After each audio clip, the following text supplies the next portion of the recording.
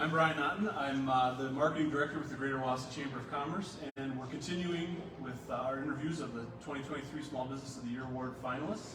Today this morning I'm joined by Lindsey Lewitzke with the DC Everest Education Foundation, and that organization is a finalist in the charitable nonprofit category.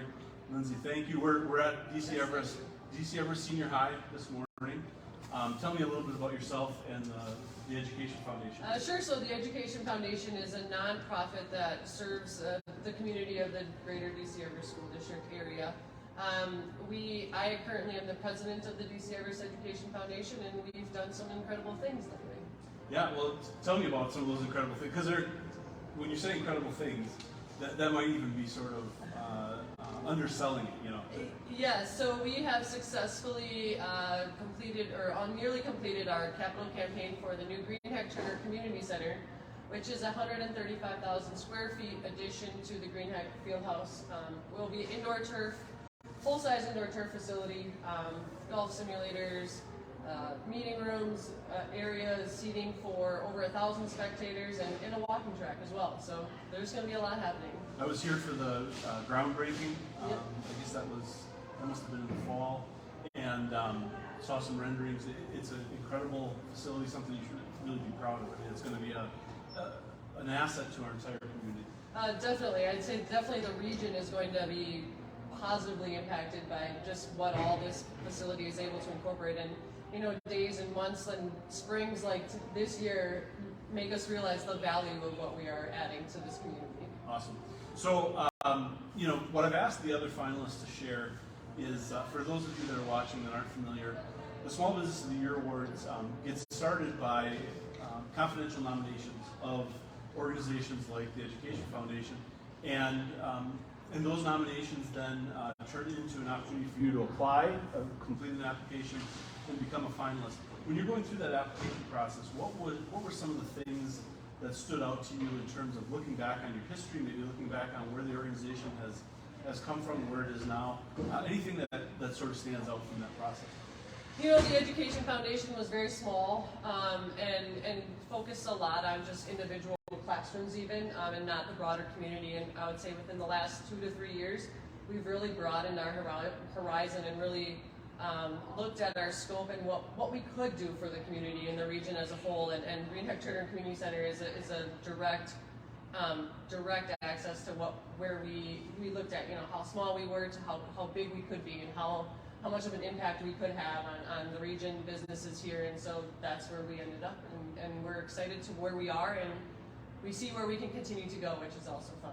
Cool. And the other sort of flip side of that is, during that application process, you get to see sort of who have been the key players in terms of building your organization's success over the years. Is there anybody that you want to, anybody or any I guess other organization or business that you want to recognize?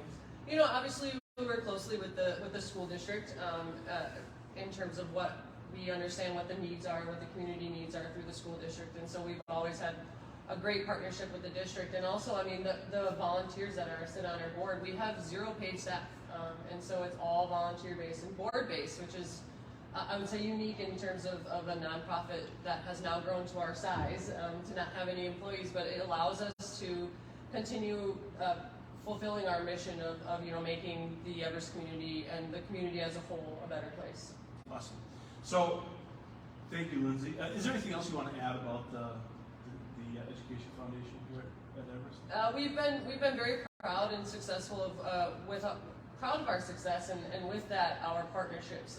Obviously, we couldn't create a $35 million facility without partnerships. We've taken, this facility is all community partnership driven, and a lot of our partners, the vast majority of our partners are chamber members, which is a fantastic thing to have their support, and also the support of the community as a whole. There's no taxpayer dollars going into that new facility, and that's incredible. It shows the incredible amount of support that this community has, and the need for a facility like this, and to be able to see that and see the impact for generations to come is going to be amazing.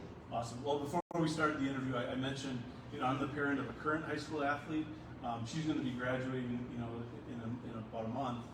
So she's not necessarily going to be able to play high school sports on this facility, but for all those other student athletes that are going to come in the years that follow, it's going to be an incredible asset. Oh, definitely, and it's not just Everest athletes. Obviously, Everest athletes will be there, but it'll be, you know, the East, the West, Marathon, Marshfield, Anago, out to Wittenberg, up to Merrill. I mean, everyone will come and enjoy the facility night in and night out, and we're very excited for that. Awesome. So, to wrap things up, again, this is the first of our finalist videos for today. We have 4 more that we will be streaming on our Facebook page throughout the rest of today. I invite you to learn more about all the Business Month events on wausauchamber.com. The Small Business of the Year Awards will be held on Thursday, April 13th. That's next week. And that program's at the Hilton Garden Inn late in the afternoon on Channel 9. I actually just got a sneak peek of some of the production elements that Channel 9 has developed for the program. It looks really good. We try to make it kind of as much like a real awards show as we can, and so looking forward to that. And then the week following, on Thursday, April 20th, that's the Expo. And for the Chamber, that's kind of our Super Bowl event, largest Chamber Expo in the nation. And we're pushing up upwards of 270 booths that are filled, and so it's going to be a big day. That Expo event then is followed in the evening by the Fun at Expo, at which we have about 14 members that are sharing food and drink, and again, another great networking opportunity for you out there. If you have questions about any of those events, visit wausauchamber.com. Thank you, Lindsey. Yes, thank you. Have a good rest of your day. You as well. Thanks. Thank you.